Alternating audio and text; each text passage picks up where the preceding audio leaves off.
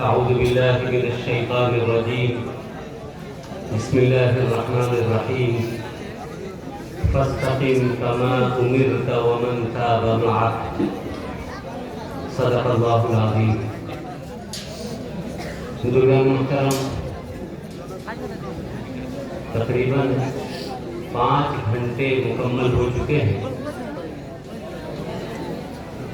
آپ حضرات مغرب بعد سے مسلسل اب تک یہاں جمع ہوئے ہیں کہ آپ حضرات کی اللہ اور اس کے رسول سے محبت، علماء سے محبت، اس ادارے سے محبت کی بین دلیل.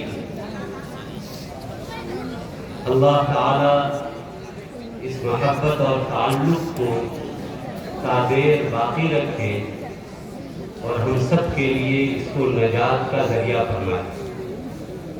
بزرگوں، بہت قیمتی باتیں آپ حضرات نے حضرت مولانا مفتی الرحمان صاحب اور مفتی وسیع احمد صاحب سے سماعت کر لی ہے.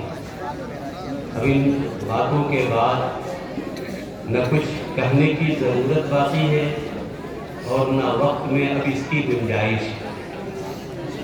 بس اصل چیز یہ ہے بزرگوں، باتیں مقصود نہیں ہے، مقصود یہ ہے کہ ان باتوں پر آدمی عمل پیدا ہو جائے. ہمارے اندر جب تک اعمال پر استقامت نہیں آتی، بزرگوں ہمارے اندر چاہے لاکھ خوبیاں ہوں، استقامت کے نہ ہونے کی وجہ سے یہ ساری چیزیں ضائع ہو جاتی ہیں. اس لیے آج کے اجلاس سے ہم یہ پیغام لے کر جائیں کہ انشاءاللہ دین کی جو باتیں ہم نے سنی ہے اسی اسٹیج پہ، اس پر عمل کریں اور اس پر ہم انشاءاللہ مرتے دم تک قائم رہیں. استقامت بڑی عجیب دولت ہے بزرگوں.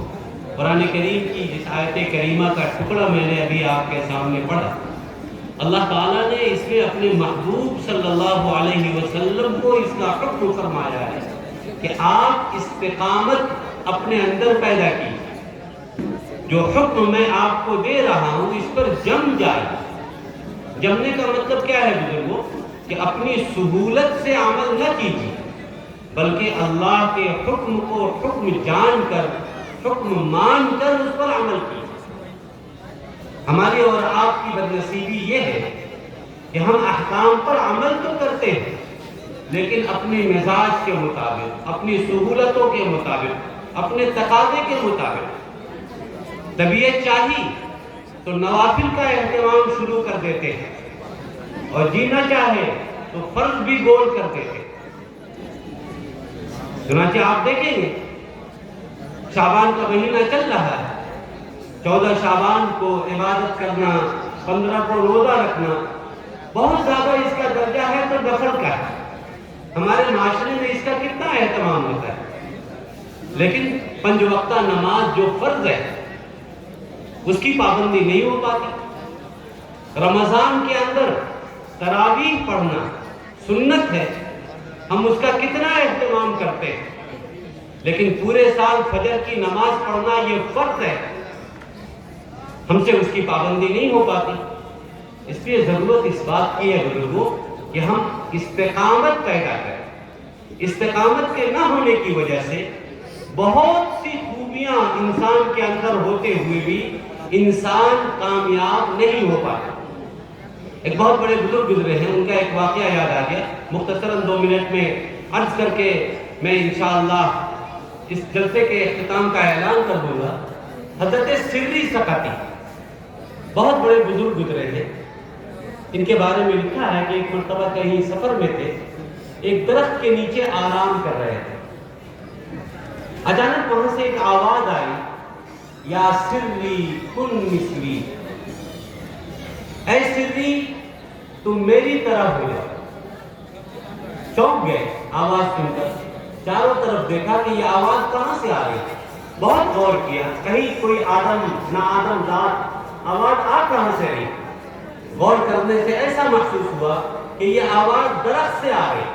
عاطف غیبی تھی. اللہ تعالیٰ کبھی اپنے بندوں کو نوازنے کے لیے اس طرح کی صورتیں اختیار فرماتے ہیں۔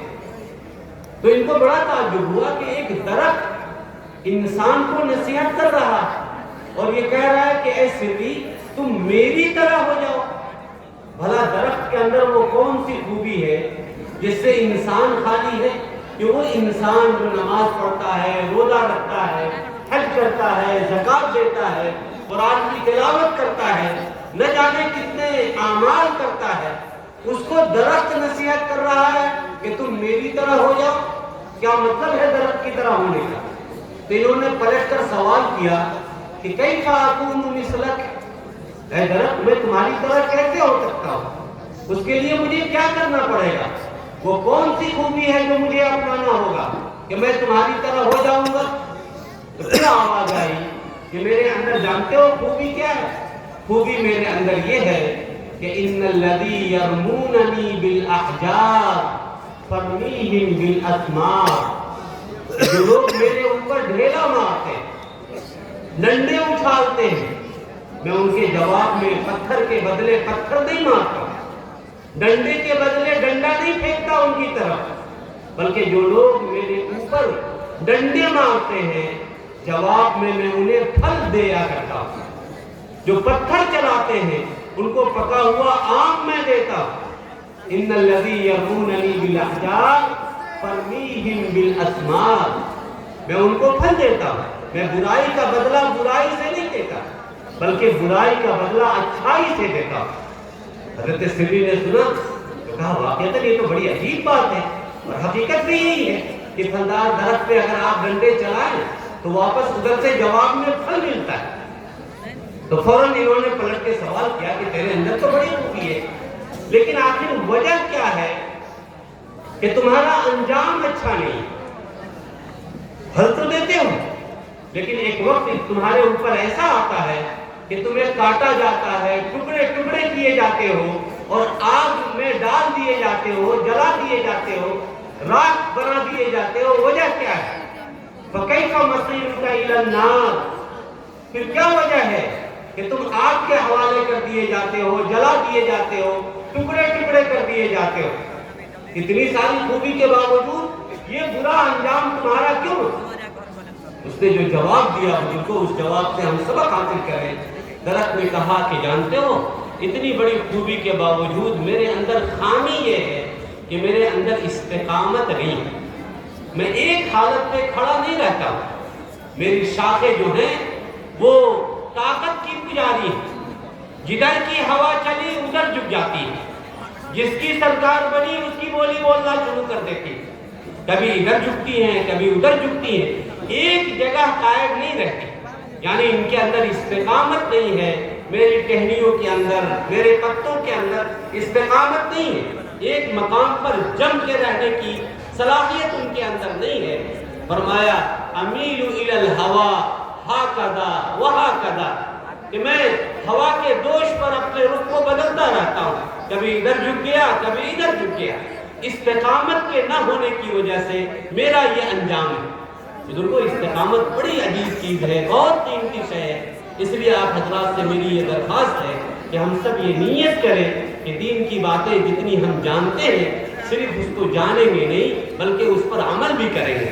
آپ حضرات کے تعاون سے یہ سارے اجلاس منعقد ہوتے ہیں، الحمدللہ آپ کا تعاون ہی ہے کہ ان بچوں کی حوصلہ افزائی ہوئی، ان کو گرا قدر انعامات سے نوازا گیا، اور بھی یہ جلسوں کے پنڈال ہیں، اگر آپ کا تعاون نہ ہوتا تو شاید علماء کا یہ مجمع آپ کے لیے یہاں جمع کرنا ممکن نہ ہوتا۔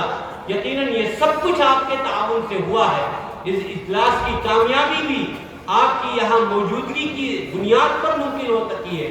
لیکن بزرگوں اگر صرف ہم تعاون کرتے رہے، جلسوں میں حاضر ہوتے رہے، علماء کی باتوں کو، شعراء کے کلام کو سنتے رہے، لیکن عمل کا جذبہ اپنے اندر پیدا نہ کرے، اس پر ثابت قدمی اختیار نہ کرے، تو بزرگوں ہمارا انجام بھی بہتر نہیں ہوگا۔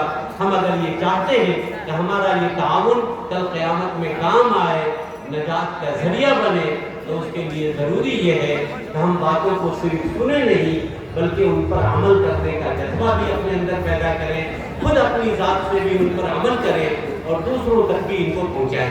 ہم سب کریں گے انشاءاللہ. اللہ سے دعا ہے کہ اللہ تعالیٰ ہم سب کی حاضری کو قبول فرمائے. جن لوگوں نے اس اجلاس کی کامیابی کے لیے کس طرح کا بھی تعاون کیا ہے, اللہ تعالیٰ ان کو اپنے شایع نشان بدلہ عطا فرمائے. وقت بہت زیادہ ہو چکا ہے, اس لیے انہیں باتوں پر اپنی بات کو ختم کر کے اس جلسے کو ختم کیا جاتا ہے. وہ آخر دعوانا الحمدللہ رب العالمین. ایک مختصر سی دعا کریں. الحمدللہ.